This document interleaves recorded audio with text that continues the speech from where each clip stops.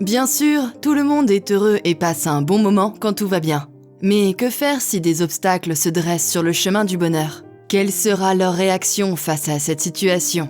Accepteront-ils de prendre leurs responsabilités ou éviteront-ils le chemin le plus difficile au profit du chemin le plus facile ? Une chose est sûre, chacun sa propre route. Et seule la personne qui l'a choisie a le droit de déterminer si elle est prête à affronter les obstacles ou à vivre pour son propre plaisir sans tenir compte des autres. L'histoire d'aujourd'hui est donc celle d'une femme qui a dû prendre une décision difficile, mais qui a fui sa responsabilité et a choisi le chemin le plus confortable. Si vous voulez que je vous raconte comment tout s'est terminé, restez avec moi jusqu'à la fin de la vidéo. Mais avant de commencer, voici la question du jour. Je suis toujours dans le ciel, je suis la pluie et le soleil, le sablier m'indique. Qui suis-je ? Donnez-nous votre réponse dans les commentaires, la réponse exacte vous sera donnée à la fin de la vidéo. N'hésitez pas à liker la vidéo pour nous encourager et si vous êtes nouveau sur la chaîne, abonnez-vous et activez la cloche de notification pour ne manquer aucune de nos prochaines vidéos. Natalia a passé toute sa grossesse à espérer le bonheur. Elle s'est rendue à tous les examens, a fait tous les tests, a maintenu un mode de vie sain et tout allait bien. La grossesse s'est déroulée sans encombre et, à l'heure prévue, elle a pris ses bagages préparés à l'avance et s'est rendue à l'hôpital. La naissance s'est déroulée rapidement. Même les infirmières ont été surprises par la facilité avec laquelle s'est déroulée la délivrance. « Félicitations, c'est une fille », a dit le médecin. Cependant, peu de temps après l'accouchement, les médecins ont commencé à échanger des regards étranges. Le bébé a été amené pour être pesé et Natalia avait hâte de la ramener à la maison. Au lieu de donner le nourrisson à sa mère, un autre médecin, un psychologue, est entré dans la pièce et s'est mis à questionner Natalia, notamment si elle avait d'autres enfants, avec qui elle vivait et la nature de sa relation avec le père du bébé. La jeune femme était décontenancée par ces questions. Elle ne comprenait pas pourquoi le médecin l'interrogeait sur des questions sans rapport avec son état. Elle était ici pour son bébé et pas pour se faire évaluer par un psychologue. Tout en parlant, elle a jeté des coups d'œil à la table où reposait son bébé, avec les médecins qui grouillaient autour d'elle. Après avoir posé toutes ces questions à Natalia, le psychologue l'a gentiment informée que sa fille était née avec certaines anomalies, qu'elle avait des capacités motrices compromises et des difficultés au niveau des membres, et que si ses jambes pouvaient être sauvées, elle marcherait certainement en boitant pour le reste de sa vie. On a alors demandé à Natalia si elle était prête à assumer le fardeau d'une enfant aussi malade, car plusieurs opérations et thérapies seraient nécessaires, et il n'y avait aucune certitude que l'enfant serait un jour complètement guéri. Pensez-vous avoir l'esprit et le mental nécessaires pour vous occuper de votre nouveau-né avec ses anomalies et le traitement coûteux qui va l'accompagner ? A demandé calmement le médecin. Natalia a d'abord demandé à pouvoir tenir sa fille dans ses bras. On lui a apporté le bébé et on l'a posé sur sa poitrine.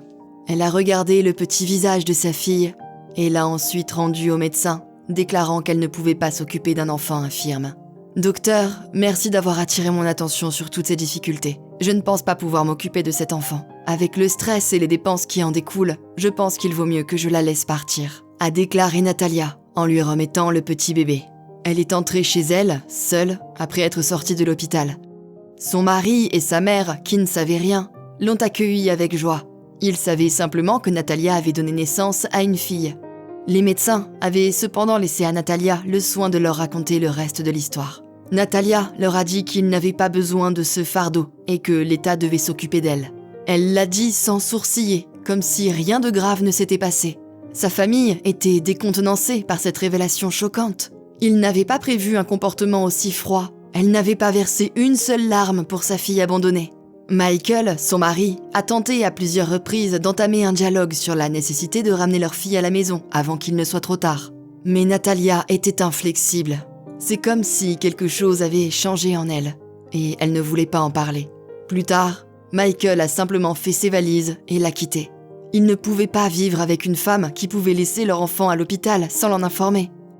Pendant ce temps, à la maternité, on préparait le bébé pour l'hôpital pour enfants, puis pour son nouveau foyer. Bien sûr, l'idéal était de trouver une famille d'accueil pour la petite fille. Mais avec un préavis aussi court, c'était presque impossible, surtout pour une enfant handicapée. Michael est arrivé à l'hôpital avec sa mère le lendemain matin, déterminé à ramener sa fille à la maison. Les médecins, qui avaient déjà observé des élans paternels similaires, ont énuméré tous les problèmes du bébé. Le médecin l'a ensuite informée de toutes les opérations chirurgicales qu'elle devrait subir et du long temps de convalescence. Ils ont également détaillé tous les documents qui devaient être rassemblés le plus rapidement possible, ainsi que les tests génétiques pour déterminer sa paternité. Michael a demandé du temps pour rassembler les documents. Les médecins lui ont donné 1 semaine pour préparer les documents demandés par l'hôpital afin de procéder à la remise de sa fille. Mais ils avaient le sentiment que Michael ne reviendrait pas. Au bout de 5 jours, ils ont été surpris de le voir arriver avec sa mère dans un véhicule décoré de ballons, avec un dossier contenant tous les documents nécessaires, ainsi que des fleurs, des bonbons et du champagne pour le personnel médical. Il s'était dit qu'il serait bon d'offrir des cadeaux aux personnes qui s'occupaient de son enfant. Ils étaient restés avec sa fille quand il n'était pas là et avaient eu de bonnes intentions à son égard. Les médecins se sont toutefois inquiétés de la capacité du jeune homme à élever un enfant seul, malade. Cependant, il a répondu que sa mère le soutenait et était prête à l'aider de toutes les manières possibles. Il a dit qu'elle ne pouvait pas dormir tranquille tant que sa propre petite fille dormait dans le lit d'une autre famille. Une fois toutes les démarches et formalités accomplies, l'enfant a été remis à son père. Ils l'ont ramené chez eux le jour même et une succession interminable d'hospitalisations, d'opérations et de rééducation a commencé. Au départ, l'enfant a subi de multiples interventions sur sa jambe afin de pouvoir marcher sans boiter à l'avenir. Ces interventions ont coûté très cher, mais le père était prêt à faire des heures supplémentaires pour que sa fille reçoive le meilleur traitement possible. Ils ont ensuite commencé une thérapie agressive pour ses autres maladies pendant qu'elle se rétablissait. Cela a continué jour après jour, mois après mois. Ils ont réussi à la remettre sur pied et à l'inscrire à l'école à l'âge de 7 ans. Pendant ce temps, au lieu de faire le deuil de sa petite fille, Natalia a trouvé un autre homme. Ils ont commencé à sortir ensemble rapidement et se sont mariés peu après. Elle a caché sa première grossesse à son nouveau mari et le fait qu'elle avait une fille. Elle était déterminée à prendre un nouveau départ, comme si tout ce qui s'était passé auparavant n'avait aucune importance. Elle envisageait parfois la possibilité que sa fille se trouve dans un orphelinat quelque part en ville ou plus loin. Mais elle n'avait aucune intention de la ramener à la maison ou même de lui rendre visite. Elle ne voulait tout simplement pas penser à l'idée de récupérer sa fille auprès d'elle. Par un bel après-midi, Natalia et son nouveau mari passaient près d'une école en voiture. Et elle regardait par la fenêtre les gens qui marchaient. Son cœur s'est serré quand ses yeux se sont posés sur 2 personnes. Elle a fait signe à son mari de se garer et est sortie rapidement. Elle suivait les 2 personnes. C'était un homme qui tenait à la main une fillette d'environ 7 ans. Elle s'est rapidement approchée de lui pour discuter, pendant que le père et sa fille bavardaient joyeusement. Le père portait le cartable de sa fille, tout en utilisant son autre main pour la tenir par la main. Lorsque Natalia l'a appelé par son nom, il s'est arrêté et s'est retourné. Michael l'a reconnu immédiatement et l'a salué avec un léger sourire. Natalia s'est rapidement approchée d'eux et lui a demandé comment il allait. Elle a ensuite regardé la fille qui l'accompagnait et lui a demandé « C'est ta fille ?» dit-elle en faisant un signe de la tête vers la petite fille. « Oui, c'est ma fille », a dit sèchement le père avant de lui dire que sa fille et lui étaient pressés. Avant qu'elle ait pu dire un autre mot, il avait déjà tourné le dos et était parti avec sa fille.